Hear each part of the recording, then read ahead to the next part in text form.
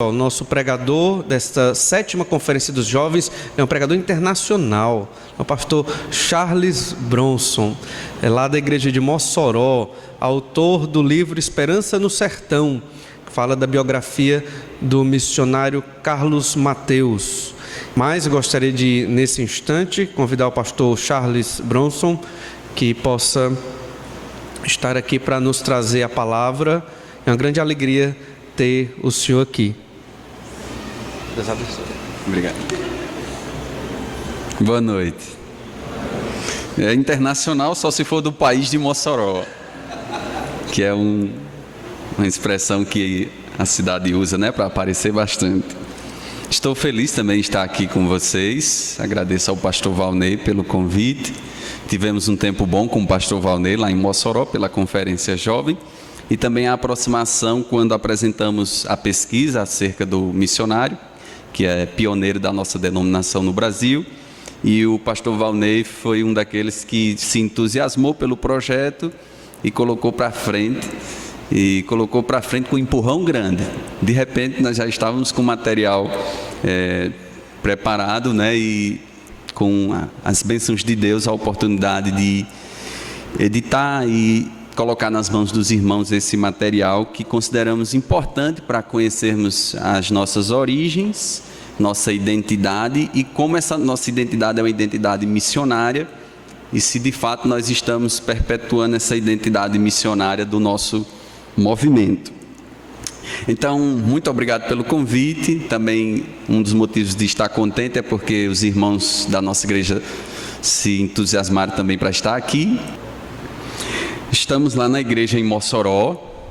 Foi nesta igreja onde eu conheci a Cristo como meu Salvador. Cheguei nesta igreja com 15 para 16 anos de idade, procurando preencher aquele vazio espiritual que chega à fase da vida que todo cristão já teve esse momento e graças a Deus foi preenchido com a verdadeira salvação. Quando eu cheguei na igreja, conheci o OANSE. De cara, adorei o OANSE. Já gostava de esportes. E também quando vi que tinha os manuais para memorizar os versículos e valia ponto, etc. Eu cheguei no primeiro encontro, não disse nenhum. E eu fiquei, próxima semana eu digo tudo de uma vez. Mas aquela vontade de conhecer a palavra de Deus foi quando eu também comecei a ler mais a Bíblia. E durante aqueles cultos, Deus estava me levando ao encontro pessoal com Cristo como meu Salvador. E isto aconteceu em fevereiro do ano 2000, meu encontro com Cristo que me salvou. E de lá para frente, Deus nos usou naquela igreja como tem usado até hoje. Veio a liderança da mocidade, depois veio a membro da diretoria. E enquanto estava membro da diretoria, a igreja ficou sem pastor um período. E sem pastor, sem pregador, também é o nosso ali perto para nos ajudar. E uma situação que ficou difícil para mim foi quando eu soube que eu teria que pregar todo domingo. E eu disse, como é que eu vou pregar todo domingo, meu Deus do céu? Eu cheguei a dizer, o que é que eu vou pregar todo domingo? Porque não tinha o costume de pregar frequentemente assim. E quando começamos a abrir a palavra de Deus com o propósito de servir ao Senhor naquela igreja local, tinha vezes que a gente começava a preparar uma mensagem e notávamos que tínhamos que dividir, porque já tinha 2 mensagens. E a graça de Deus tem nos sustentado, tem nos abençoado. Hoje eu estou casado com uma serva de Deus, Kelly, não pôde estar aqui, está se dedicando aos primeiros dias da nossa filhinha, nossa primeira filha, Esther. Então ficou em Mossoró e está tendo esses cuidados com Esther. Então louvo a Deus por estar naquela igreja, há pouco mais de 5 anos agora como pastor, e as bênçãos de Deus que podemos ver em nossas vidas e na vida da igreja local. São grandes desafios, mas grandes desafios que nos levam a depender mais da graça de Deus. E isso faz com que a gente possa crescer mais na dependência do Senhor e na confiança de que aquele que começou a boa obra em nós há de completá-la até o dia de Cristo Jesus. Vamos à palavra de Deus para o primeiro momento nesta noite. Convido ao texto de Filipenses, capítulo 1. versos 9 ao 11, os que puderem ficar em pé para essa leitura.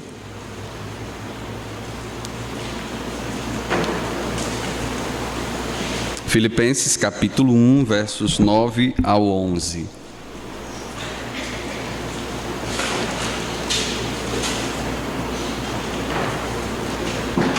Diz a palavra de Deus: E também faço esta oração, que o vosso amor aumente mais e mais, em pleno conhecimento e toda percepção, para aprovardes as coisas excelentes e serdes sinceros e inculpáveis para o dia de Cristo, cheios do fruto de justiça, o qual é mediante Jesus Cristo para a glória e louvor de Deus. Oremos. Bendito Deus e Pai do nosso Senhor Jesus Cristo, em quem somos abençoados com toda sorte de bênçãos espirituais nas regiões celestiais. Louvado seja o Senhor, Deus. Rogamos as Tuas bênçãos para que possamos ouvir Tua palavra e sermos desafiados no Senhor e fortalecidos na fé e no amor por Ti, com a firme esperança do encontro com o Senhor no céu, e que esta esperança possa nos mover para uma vida que honre ao Senhor aqui na terra. Em Cristo Jesus, o Salvador. Amém. Podem sentar, vamos ouvir. Encontrando Jesus no céu é o nosso tema geral. Então, nesta noite, queremos meditar neste tema, pensando nas escolhas que nós fazemos. Ou seja, de que maneira a certeza que nós temos de que encontraremos Jesus no céu tem influenciado nas decisões que nós tomamos aqui. De que forma é possível perceber que o nosso comportamento agora já demonstra a nossa expectativa do encontro com Jesus para toda a eternidade. Alguém já disse que não discorda do que os cristãos dizem sobre o céu, só tem dúvidas quando vê a vida deles aqui na terra.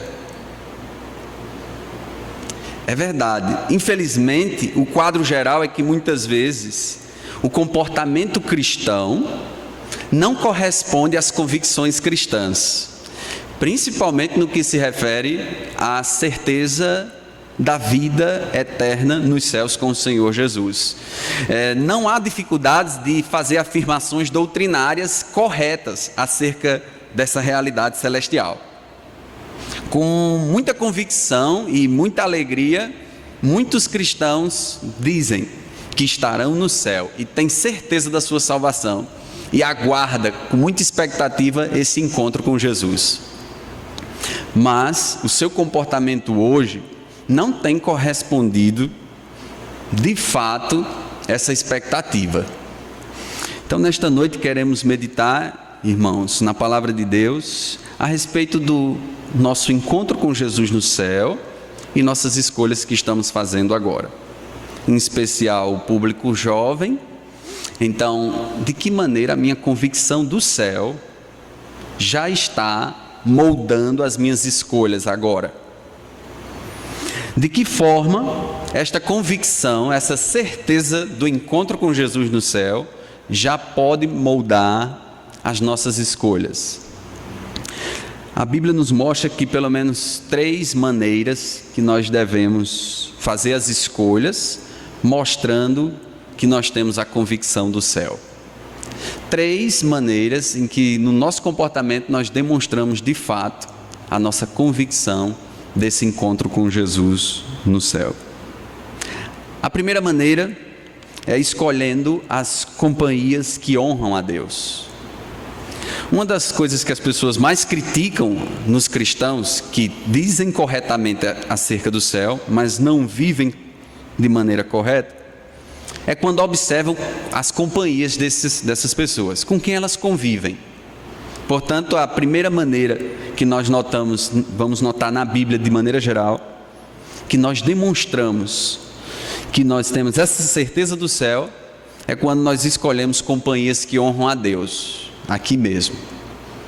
devemos pensar a respeito da relação que existe entre a certeza da morada celestial e as nossas companhias hoje aqui na terra. O velho ditado popular diz: me diga com quem tu andas, que direi quem tu és. E a palavra de Deus mostra que a nossa identidade de moradores celestiais já deve ser conhecida enquanto estamos como cidadãos dessa terra. De que maneira nós podemos fazer isso? Escolhendo companhias que honram a Deus, escolhendo amizades que de fato honram a Deus. E uma primeira característica de amizades que honram a Deus são amizades com crentes fortes. Amizades com crentes que são crentes fortes. Notemos Daniel capítulo 3, verso 12. Daniel capítulo 3, verso 12.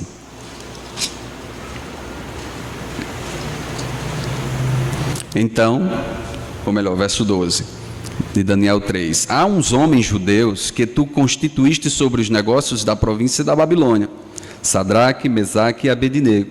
Estes homens, ó rei, não fizeram caso de ti, a teus deuses não servem nem adoram a imagem de ouro que levantaste. Daniel é um exemplo de escolha de companhias que honram a Deus. E as companhias que ele escolheu, notamos aqui, companhias de crentes fortes.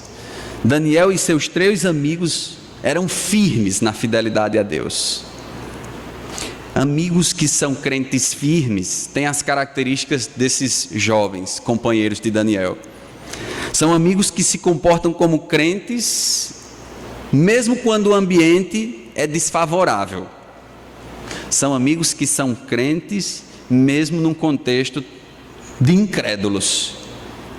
São amizades que permanecem fiéis a Deus, mesmo quando o contexto é totalmente contrário a essa fidelidade ao Senhor. Os 3 amigos de Daniel foram levados para a Babilônia, viveram entre os babilônicos, mas não se tornaram babilônicos. Mudaram de lugar, mudaram de convívio, mas não mudaram suas convicções a respeito do Senhor, o nosso Deus. Crentes fortes. É esse tipo de amizade que nós escolhemos, que honra a Deus e que mostra que nossa vida aqui já está pensando no nosso encontro com o Senhor nos ares. Crentes fortes são aqueles que nós devemos ter como nossa companhia. Observe ainda a característica desses amigos de Daniel, capítulo 3, versos 16 ao 18. Depois de serem pressionados sobre as consequências que teriam se não dobrassem perante os deuses da Babilônia, observe o que o texto diz sobre o comportamento deles, mesmo depois da ameaça, versos 16 ao 18. Responderam Sadraque, Mesaque e Abednego ao rei: ó Nabucodonosor, quanto a isto, não necessitamos de te responder. Se o nosso Deus, a quem servimos, quer livrar-nos, ele nos livrará da fornalha de fogo ardente e das tuas mãos, ó rei. Se não, fica sabendo, ó rei, que não serviremos a teus deuses, nem adoraremos a imagem de ouro que levantaste. Amizades com crentes fortes. Crentes fortes são maduros o suficiente para ter confiança na plena soberania de Deus, mesmo quando a circunstância é contrária a eles. Um dos momentos difíceis de me manter fiel ao Senhor foi na universidade. Eu já ouvia falar que o ambiente universitário era pesado para você se manter fiel a Deus.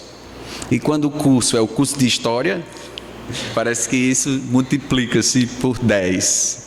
É tanto que uma vez eu estava no ônibus voltando da faculdade com a camisa do curso de História, aí um colega se encontrou comigo, eu estava no primeiro período, disse: você está fazendo História? E você ainda é crente? Eu disse: sim, graças a Deus. Foram muitos desafios, muitos questionamentos, coisas que em alguns momentos me perturbaram mesmo, mas também me estimularam a buscar leituras de cristãos intelectuais ou cristãos pensadores que conheciam essas ideologias que estavam abastecendo o nosso curso, mas sabiam criticá-las, sabiam avaliá-las. E graças a Deus, dentro daquela turma havia outros cristãos, também comprometidos em honrar a Deus. E foi perto dessas pessoas que eu pude encontrar mais força e encorajamento para me manter buscando ser fiel a Deus naquele contexto que era tão contrário ao Senhor.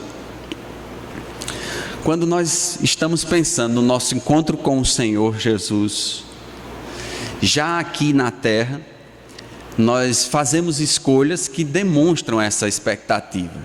E uma maneira de mostrarmos isso nas nossas escolhas é escolhendo companhias que honram a Deus.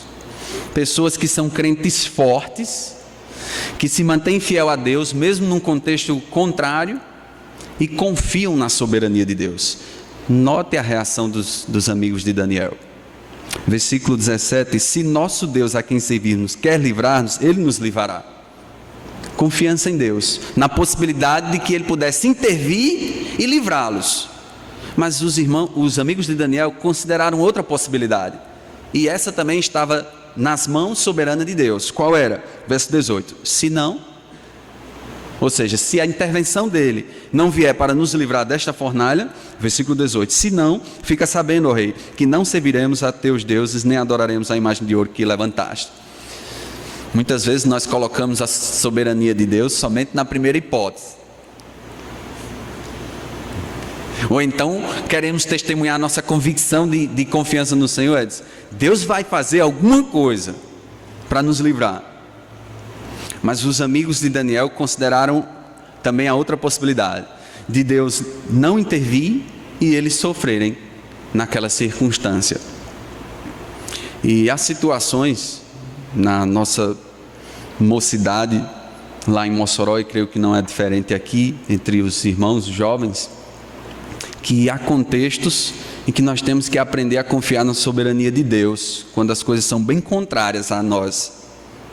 E confiarmos na soberania de Deus, não só dizendo, esperando que Deus possa intervir e mudar aquele quadro, mas termos uma confiança na soberania de Deus a tal ponto de considerarmos que seja a vontade de Deus passarmos por aquela circunstância de sofrimento, ou por aquela circunstância de vergonha, que é o caso muitas vezes na universidade, por exemplo, que nos submetermos a circunstâncias que podem nos colocar como passando vergonha diante dos outros, mas apesar daquele momento, nós sabemos que Deus continua soberano e Ele pode colher frutos daquela circunstância em que a nossa imagem pode ter sido envergonhada, mas o nome de Deus foi honrado. Cristãos fortes, eles confiam soberanamente no Senhor, e esse tipo de amigo é o amigo que nós devemos escolher como companhia. Amigos que são fortes, crentes fortes no Senhor. Que tipo de amigos devemos evitar? Note 1 Coríntios 5. 1 Coríntios capítulo 5, versos 9 ao 11. 1 Coríntios 5, versos 9 ao 11. Já em carta vos escrevi que não vos associeis com os impuros. Não vos associasseis com os impuros. Refiro-me com isto não propriamente aos impuros deste mundo, ou aos avarentos, ou roubadores, ou idólatras, pois neste caso terias de sair do mundo. Mas agora vos escrevo que não vos associeis com alguém que, dizendo-se irmão, for impuro, ou avarento, ou idólatra, ou maldizente, ou beberrão, ou roubador, com esse tal nem ainda comais. Foi-se o tempo em que bastava dizer assim: procure estar com os crentes. Temos que dizer, procure estar rodeado de crentes fortes. E para mostrarmos que a nossa vida tem a expectativa do encontro com o Senhor, nós já escolhemos companhias fortes para estar ao nosso redor. E temos que ter cuidado com amizades com crentes fracos, fracos no padrão de comportamento. Paulo exorta a igreja em Corinto e diz que o problema não é necessariamente a impureza dos de fora, mas a impureza dos que estão lá dentro da igreja. Não necessariamente o comportamento errado dos de fora, mas o comportamento errado dos que estão lá dentro. Então, nosso cuidado com as amizades com os crentes, de fazermos a avaliação e procurarmos companhias que nos ajudem também a nos fortalecer no padrão de comportamento e também no padrão doutrinário. 1 Coríntios 15,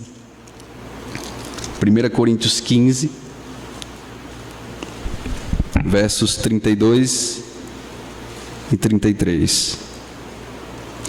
Se como homem lutei em Éfeso com feras, que me aproveita isso?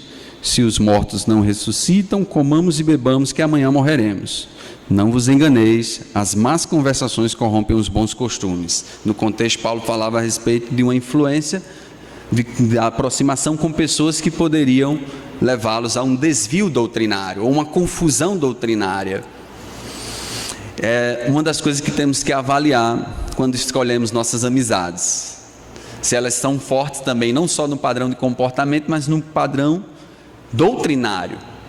Se tem as convicções doutrinárias que vão nos ajudar a caminhar mais firmes no Senhor. Então, quando fizermos escolhas para demonstrarmos que temos a expectativa do encontro com o Senhor nos ares, do encontro com Jesus no céu, devemos fazer escolhas de companhias que honram a Deus. São crentes fortes, crentes que confiam no Senhor apesar das circunstâncias e fazem escolhas honrando a Deus. Uma segunda maneira de escolhermos, mostrando que nós temos certeza do céu, mas também essa certeza já influencia a nossa vida na terra, é escolhendo conquistas que honram a Deus. Além de escolher companhias que honram a Deus, devemos escolher conquistas que honram a Deus. Pense comigo, qual é a relação que existe entre o que nós desejamos, nossas conquistas que almejamos, e a nossa expectativa do encontro com Jesus no céu? Deve haver muita relação entre essas duas coisas. Deve haver muita aproximação entre aquilo que nós temos como meta de conquistarmos agora e a certeza que temos da vida eterna com o Senhor Jesus. A palavra de Deus nos mostra que é agora mesmo que nós já devemos demonstrar que as conquistas que nós almejamos têm em mente o nosso encontro para a eternidade com o Senhor Jesus. De que maneira então podemos fazer essas escolhas de conquistas que honram a Deus? Pelo menos duas formas. Primeiro, que sejam conquistas que promovam o nosso crescimento espiritual. Cada um aqui, se não já está na sua faculdade, a maioria deve almejar uma faculdade. Se não está casado, espero que almeje o casamento. Até alguns dizem que tem duas coisas que os jovens cristãos deveriam ou estão pensando: patrimônio e matrimônio.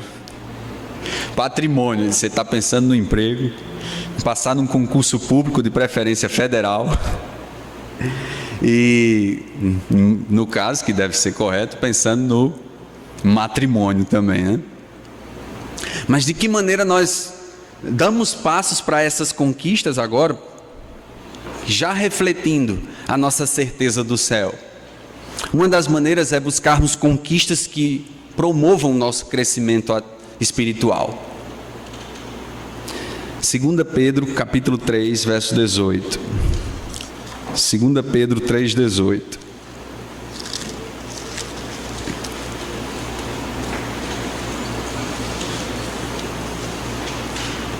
Antes, crescei na graça e no conhecimento de nosso Senhor e Salvador Jesus Cristo. A Ele seja a glória, tanto agora como no dia eterno. Crescer na graça e no conhecimento de nosso Senhor Jesus. Pensar as nossas conquistas agora, já pensando e avaliando o nosso crescimento espiritual. Nem todo sucesso pessoal é sinônimo de progresso espiritual. E no meio evangélico atual, parece que há muita confusão sobre isso, né? Atrelar a conquista material necessariamente com com crescimento espiritual.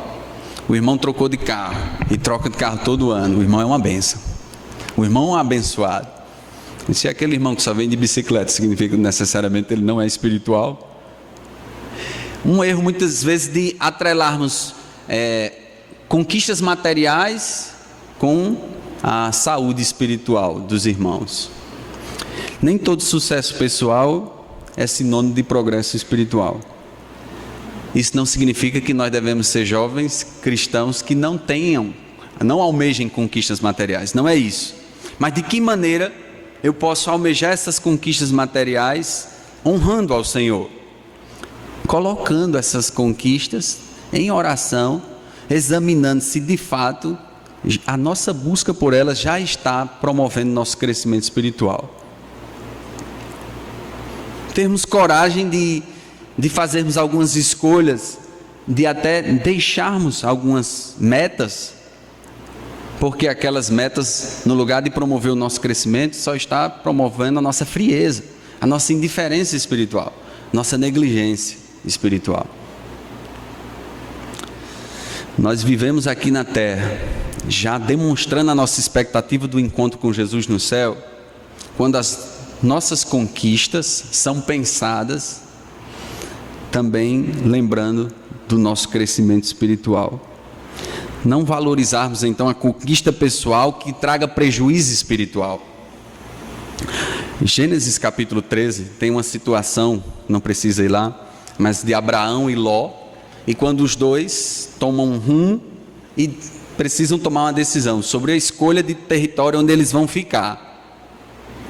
Abraão deixa Ló tomar a decisão primeiro, e Ló toma uma decisão, coloca o olho em umas terras, as terras próximas a Sodoma e Gomorra, ou seja, perto de muito pecado, perto de grande pecaminosidade.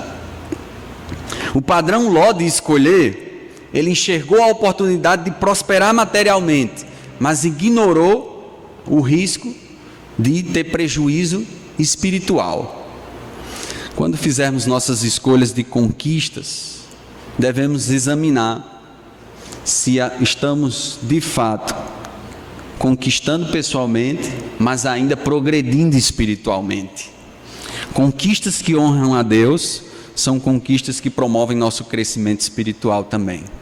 Note agora Provérbios capítulo 30. Provérbios capítulo 30. Obrigado, irmão. Versos 7 ao 9.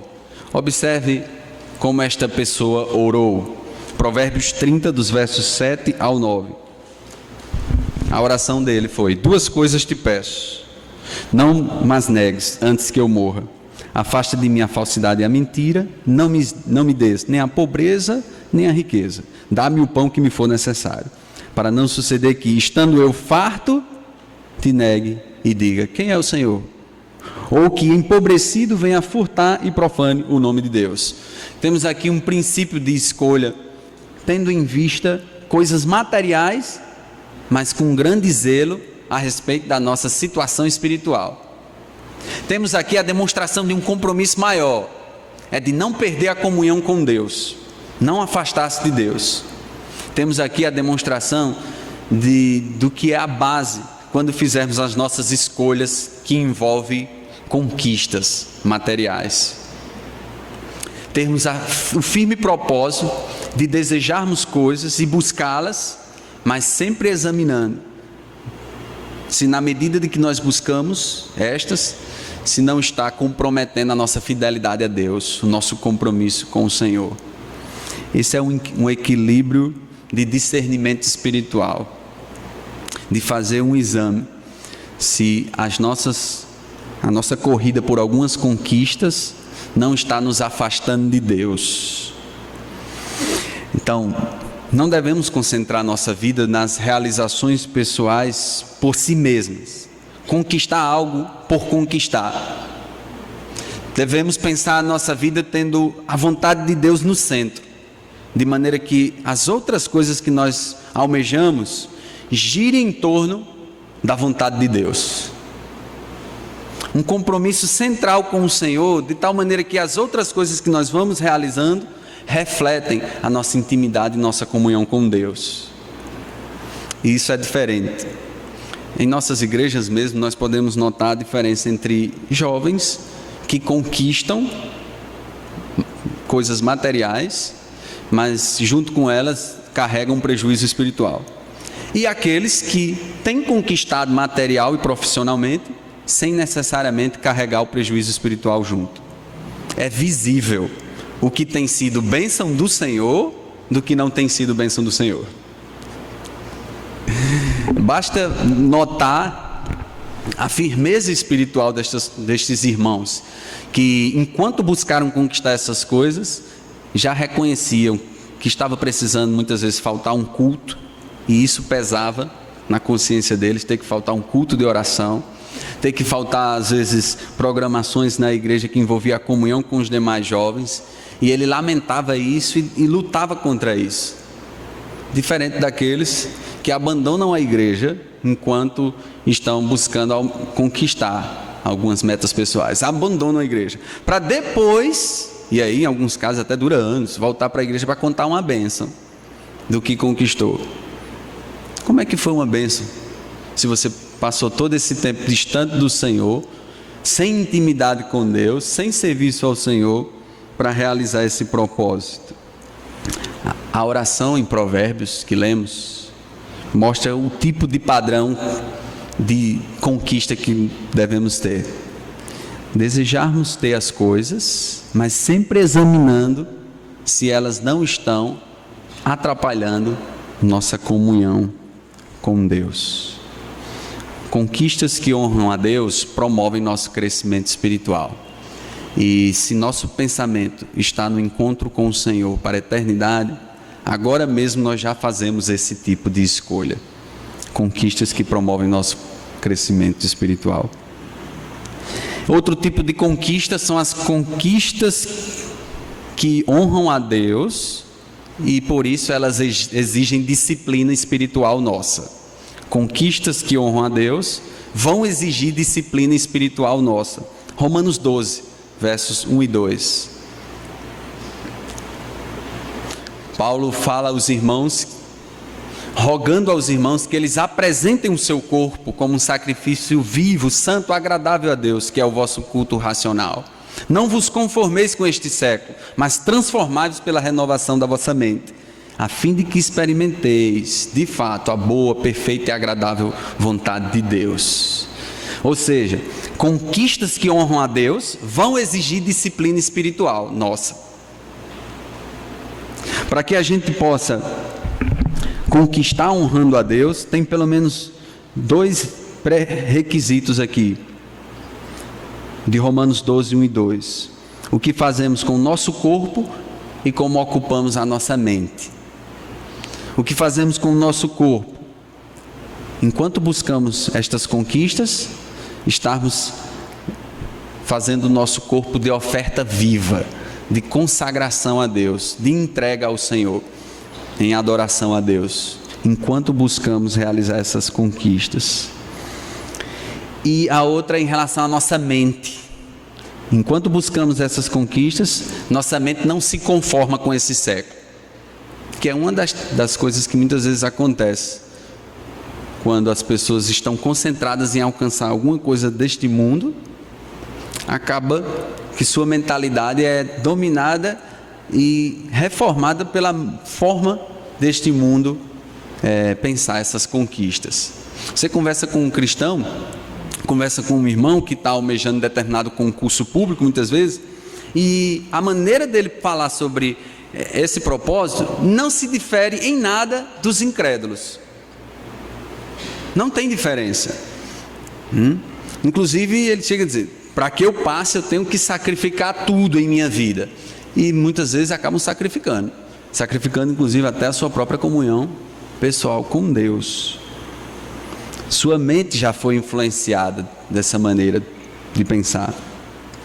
Para que a gente honre a Deus, temos que termos disciplina espiritual nas nossas conquistas. Nosso corpo está sempre sendo oferecido a Deus e nossa mente não ser conformada com este século, mas estarmos sendo moldados pelo nosso Senhor. A palavra de Deus nos diz em Efésios 5, versos 15 e 17: portanto, vede prudentemente como andais, não como nécios, e sim como sábios, remindo o tempo, porque os dias são maus. Por esta razão, não vos torneis insensatos, mas procurai compreender qual a vontade do Senhor. E o Salmo 37, verso 4: agrada-te do Senhor, e Ele satisfará os desejos do teu coração. O problema é quando invertemos isso. Queremos agradar-nos e nos agradar, e depois querer que Deus se conforme e que Deus possa se render àquilo que agora nós estamos realizando. Agrada-te do Senhor e Ele satisfará os desejos do teu coração. Quando nossa cabeça já está no céu, nossas conquistas aqui na terra refletem um grande compromisso com Deus. Buscamos companhias que honram a Deus, mas também buscamos conquistas que honram a Deus. Uma terceira maneira de mostrarmos nosso compromisso com o Senhor, nossa convicção da expectativa do encontro com o Senhor nos ares, nas nossas escolhas aqui na terra, é escolhendo compromissos que honram a Deus. Companhias, conquistas e compromissos que honram a Deus. E tem dois compromissos que nós demonstramos que estamos pensando na eternidade com o Senhor. Claro que vamos ter compromissos com o trabalho, com a família, compromissos pessoais para crescer na nossa área de pesquisa, de estudos. Sim, claro que devemos ter compromisso, sermos cristãos conhecidos por esse compromisso. Mas tem duas coisas que nós demonstramos que nossa cabeça já está no céu, quando fazemos escolhas aqui na terra, é quando escolhemos o compromisso com a igreja local e o compromisso com missões. Compromisso com a igreja local, note 1 Tessalonicenses capítulo 1. 1 Tessalonicenses capítulo 1. Compromissos que honram a Deus, compromissos com a igreja local. 1 Tessalonicenses capítulo 1, versos 2 e 3. Observe como Paulo fala sobre a vida desses irmãos. Damos sempre graças a Deus por todos vós, mencionando-vos em nossas orações, e sem cessar recordando-nos diante do nosso Deus e Pai, da operosidade da vossa fé, da abnegação do vosso amor e da firmeza da vossa esperança em nosso Senhor Jesus Cristo. Esses irmãos tinham um compromisso com a igreja local, já conhecido pelo apóstolo Paulo. Note como ele fala a respeito deles no capítulo 1, verso 10. Capítulo 1, verso 10. E para aguardardes dos céus o seu Filho, a quem ele ressuscitou dentre os mortos, Jesus, que nos livra da ira vindoura. Há uma relação entre a expectativa desses irmãos, do encontro com o Senhor Jesus, e a vida cristã deles aqui na terra. Alguns deles vão ser advertidos, porque sabendo da iminente volta de Cristo, alguns chegam a cruzar os braços. E Paulo exorta-os que esse não deve ser o comportamento cristão. Não é cruzar os braços porque Jesus vai voltar, ter essa certeza e então ficar parado. Não. Mas também há um elogio no início, que Paulo conhece, que estes irmãos têm compromisso com a igreja local. E esse compromisso é visto em 3 áreas. Quais são essas áreas? A fé, o amor e a esperança. A fé, operosidade da vossa fé.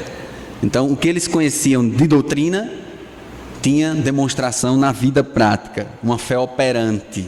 Inclusive, Paulo vai dizer que sabe como eles se converteram da idolatria para servir ao Deus vivo e verdadeiro. Então, uma fé que tem frutos, uma fé que tem obras.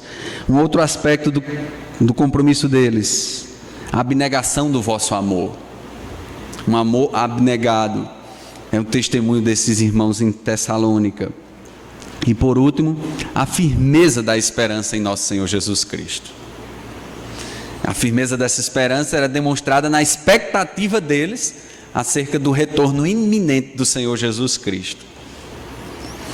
Quando escolhemos compromissos que honram a Deus, nós escolhemos nos comprometermos com a igreja local. E além disso, nós escolhemos nos comprometermos com missões. Quando temos compromisso de honrar a Deus, certamente teremos compromisso com a obra missionária. O texto de Atos 1:8, um texto clássico acerca de missões, tem um ambiente escatológico quando é feita essa comissão aos discípulos.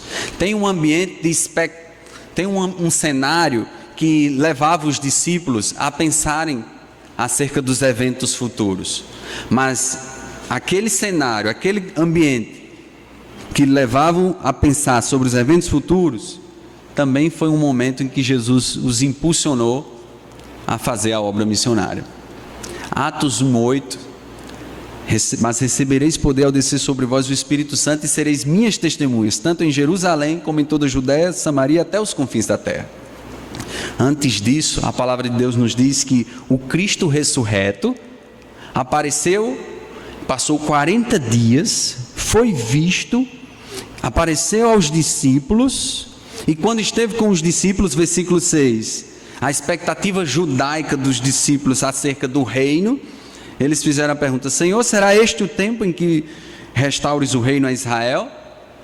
A resposta de Jesus não foi falar diretamente sobre o reino, mas foi comissioná-los a uma obra que eles deveriam estar fazendo agora. E esta obra é uma obra missionária, de serem testemunhas até os confins da terra. Logo adiante, o que acontece? A cena de Cristo, o Cristo ressurreto em sua ascensão. Os discípulos ficam ali entusiasmados vendo aquela cena, versículo 10, estando eles com os olhos fitos no céu, enquanto Jesus subia, eis que 2 varões vestidos de branco se puseram ao lado deles, e lhes disseram: varões galileus, por que estáis olhando para as alturas? Esse Jesus, que dentre vós foi assunto ao céu, virá do modo como viste subir. Então foi num momento, num contexto, num ambiente que Jesus falou sobre eventos futuros e seres celestiais garantiram a segunda vinda de Jesus. Foi nesse ambiente em que os discípulos receberam a comissão para serem testemunhas até os confins da terra. Quando nossa cabeça já está pensando na eternidade com o Senhor Jesus no céu, nossas escolhas aqui na terra incluem compromissos que honram a Deus. E um desses compromissos é compromisso com a obra missionária. Jovens que ofertam para missões. Jovens que estão dispostos, se Deus assim os chamarem, a irem para o campo missionário. Jovens que realmente oram pela obra missionária. Jovens que têm compromisso com missões. Quando nossa cabeça está no céu, pensando nesse encontro com Jesus para toda a eternidade, as nossas escolhas aqui já são diferentes. E nós mostramos isso quando escolhemos companhias que honram a Deus, crentes firmes, que confiam na soberania de Deus. Quando escolhemos conquistas que honram a Deus, conquistas que não vão comprometer nosso crescimento espiritual, conquistas que vão fazer a gente se firmar mais ainda no testemunho do Senhor. E por fim, compromissos. Não só ficar pensando no meu trabalho porque tenho esse emprego, não só ficar pensando na universidade porque quero ser um bom aluno, mas pensar nesses compromissos de maneira que honre a Deus. Ou seja, não deixar compromisso com a igreja local por causa de compromissos pessoais e não esquecer do compromisso com a obra missionária por causa dos seus compromissos pessoais. uma vida com Jesus no centro. Nós vamos viver aqui realmente como moradores do céu. E vamos, pelo menos aqueles que pôr em prática, pelo menos nós não vamos ser o motivo de alguns estarem dizendo que até não duvidam do que a gente fala sobre o céu, mas desconfiam quando olham para nós. Que a nossa vida aqui já demonstre que nós somos moradores do céu. E as escolhas que nós fazemos falam muito mais alto do que as palavras que a gente diz. Louvado seja Deus. Vamos orar. Pai que está nos céus, louvamos ao Senhor por Tua palavra conosco e o tempo que está começando aqui nestes dias para meditarmos nela junto com os irmãos. Que possamos, ó Pai, continuar a ouvir Tua palavra nos próximos dias, também através das oficinas sobre temas escatológicos, pensando não só por curiosidade acerca dos eventos futuros, mas pensando para termos uma vida de compromisso com o Senhor. Ó Deus amado, abençoa esta igreja, seus pastores e as ovelhas deste rebanho, principalmente os jovens, para que tenham uma vida pensando no céu, fazendo as escolhas que honram ao Senhor aqui na terra. Louvado seja o Senhor, em Cristo Jesus, nosso Salvador. Amém. Pastor Valnei.